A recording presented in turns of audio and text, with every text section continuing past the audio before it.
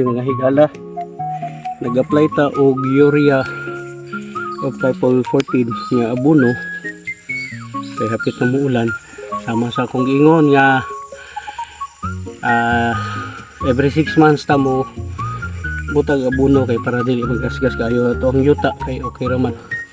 Ato lang ang mga hingagaw sa madako siya dayon ug say kulang sa iyang nutrients mangagan.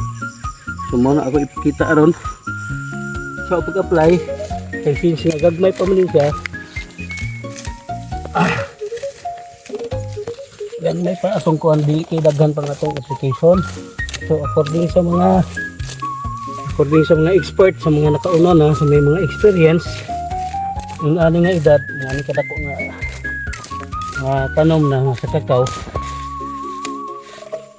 So sa karoller 12 inches or half ang pagbutang sa abono. It's either imong i-kwadro or imong ituyok, depende nimo. Ano siya?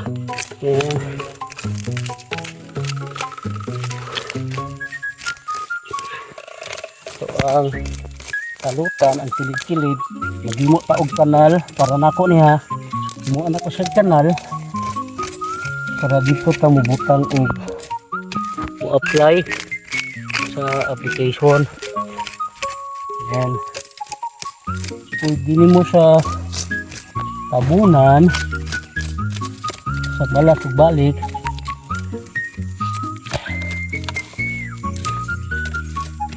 Or mga sang kaning tabunan o mga dahon-dahon organic para mag-mold siya. Di bukubol ang ato ang abono.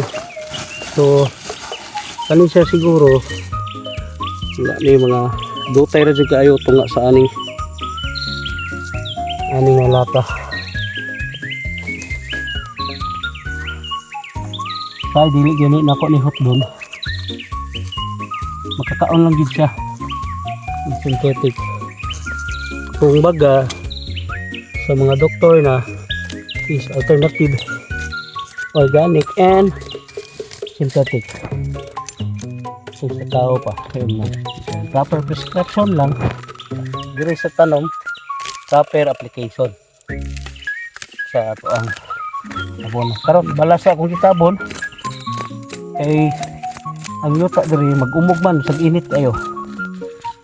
Kita nimo yuta diri sa kaligid bisag umog o bisag init mag-umog.